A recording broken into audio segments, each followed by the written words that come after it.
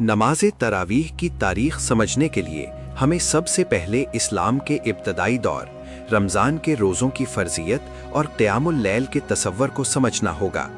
इस्लाम में रात की इबादत का तसव्वुर शुरू ही से मौजूद था। कुरान में तहज्जुद का जिक्र मिलता है और इब्तदाई दौर में रात को खड़े होकर नमाज पढ़ना एक अजीम इबादत समझी जाती थी। जब मोहम्मद पर वही का नुज़ूल शुरू हुआ तो उन पर और चंद सहाबा पर इब्तदा में रात की नमाज लाजिम सी थी। सूरह मुज़म्मिल के आगाज़ में इस बात का इशारा मिलता है कि रात का एक बड़ा हिस्सा इबादत में गुजारना चाहिए। बाद में इसमें तख़फ़ीफ़ कर दी गई, लेकिन रात की नमाज की फजीलत हमेशा बरकरार रही।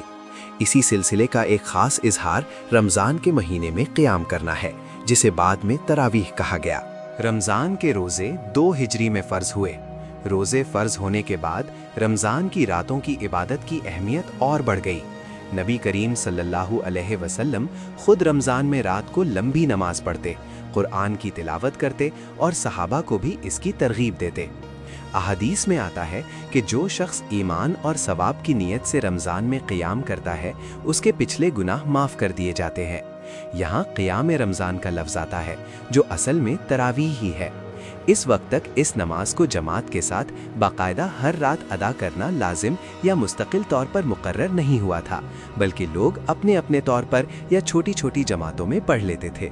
तारीख़ी रिवायात के मुताबिक रमज़ान के एक साल में नबी करीम सल्लल्लाहु अलैहि वसल्लम ने चंद रातों तक मस्जिद नबवी में सहाबा को जमात के साथ क़याम करवाया। पहली रात आपने तन्हा नमाज शुरू की तो कुछ सहाबा ने देखकर आपके पीछे सफ़ बना ली। दूसरी रात और ज़्यादा लोग जमा हो गए। तीसरी रात मस्जिद भर गई। चौथी रात लोग इंतज़ार करते रहे, मगर आप बाहर तशरीफ़ ना लाए। सुबह आपने इरशाद फरमाया कि मुझे तुम्हारा जमा होना मालूम था, लेकिन मुझे खौफ हुआ कि कहीं ये नमाज तुम पर फ़र्ज़ न कर दी जाए और तुम इसको अदा न कर सको। इस बयान से उलमा ये नतीजा निकालते हैं कि तरावीह की असलियत सुन्नत है, क्योंकि नबी सल्लल्लाहु अलैहि वसल्लम ने खुद अदा की और जमात करवाई, लेकिन इसको दवाम के साथ इसलिए जारी न रखा कि उम्मत पर मुश्किल ना हो जाए। इस वाक़या के बाद नबी सल्लल्लाहु अलैहि वसल्लम की ज़िंदगी में तरावीह बाकायदा हर रात जमात के साथ नहीं पढ़ी गई, लेकिन सहाबा अपने तौर पर रमज़ान की रातों में क़याम करते रहे। जब 11 हिजरी में आप सल्लल्लाहु अलैहि वसल्लम का विसाल हुआ तो वही का सिलसिला ख़त्म हो गया और शरीयत मुकम्मल हो चुकी थी। अब किसी इबादत के फ़र्ज़ हो जाने का ख़तरा न रहा।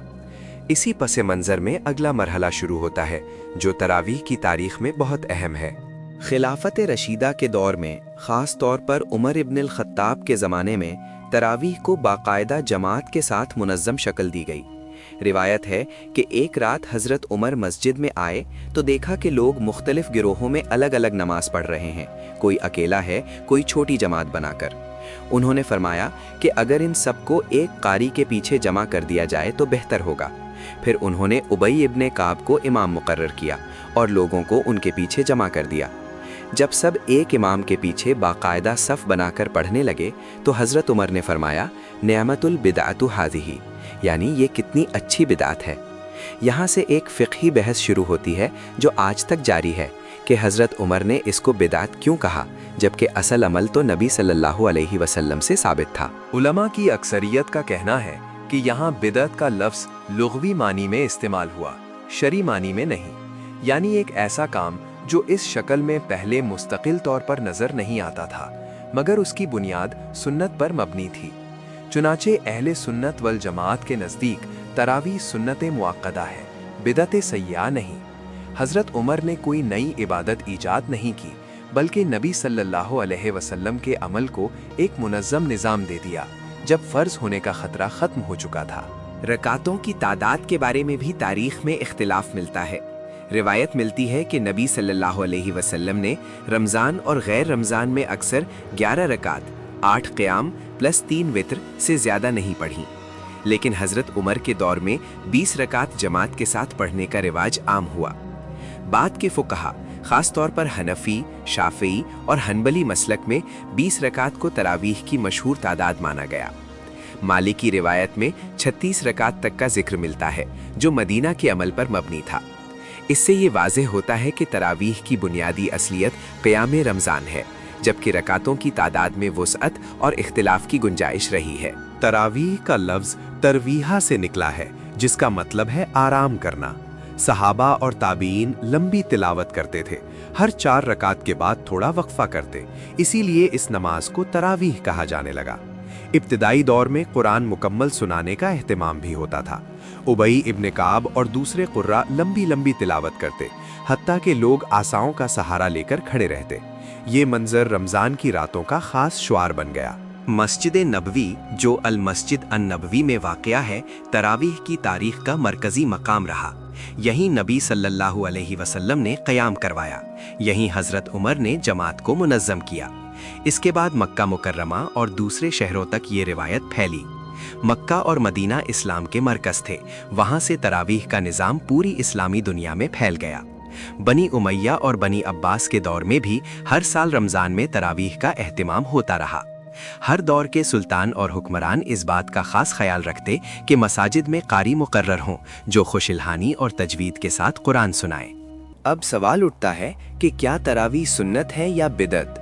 अहले सुन्नत का मौक़िफ़ ये है कि ये सुन्नत मुअक्कदा है, क्योंकि नबी सल्लल्लाहु अलैहि वसल्लम ने खुद अदा की, सहाबा ने अदा की और खुलफाए राशिदीन ने इसको जारी रखा। जो लोग इसको बिदअत कहते हैं उनका इशारा आमतौर पर हज़रत उमर के लफ्ज़ की तरफ होता है, लेकिन जुमहूर उलमा के नज़दीक ये बिदअत हसना लुग़वी मानी में थी, ना कि शरई मानी में।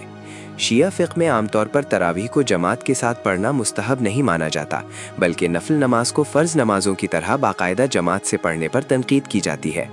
इसलिए मुख्तलिफ़ फ़िरक़ों में अमल का फ़र्क मिलता है, लेकिन रमज़ान की रातों में इबादत का तसव्वुर सब में मुश्तरक है। एक और अहम सवाल ये होता है कि क्या तरावीह पढ़ना ज़रूरी है? फ़िक़ही तौर पर तरावीह फ़र्ज़ नहीं बल्कि सुन्नत मुअक्कदा है।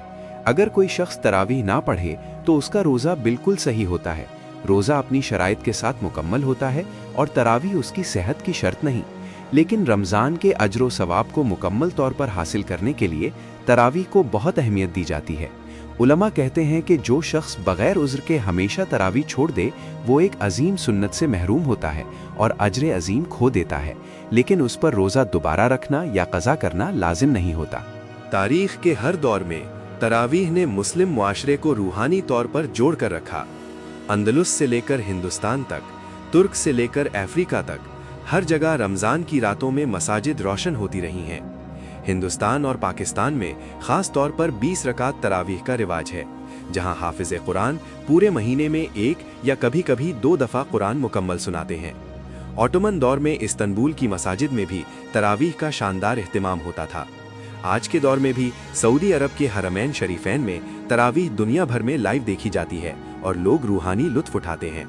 इस पूरी तारीख का खुलासा ये है कि तरावीह की बुनियाद नबी सल्लल्लाहु अलैहि वसल्लम के अमल पर है। इसकी तंजीम हज़रत उमर के दौर में हुई और उसके बाद से आज तक ये सिलसिला बिला इनक़िता जारी है। ये इबादत रमज़ान की शान को बढ़ाती है, कुरान से ताल्लुक़ मजबूत करती है और उम्मत को जमा करती है। ये ना तो कोई नई ईजाद शुदा इबादत है और ना ही फ़र्ज़ का दर्जा रखती है, बल्कि सुन्नत मुअक्कदा है जिस पर अमल करना बहुत बड़े अजर का ज़रिया है। जो शख्स इसमें शिरकत करता है वो रमज़ान की रातों की रूहानियत को महसूस करता है, और जो किसी उज़्र की वजह से ना पढ़ सके उसका रोज़ा फिर भी मुकम्मल होता है। इस तरह तरावीह इस्लाम की तारीख़ का एक रोशन बाब है जो इब्तिदा से लेकर आज तक उम्मत के रूहानी सफ़र का हिस्सा बना हुआ है।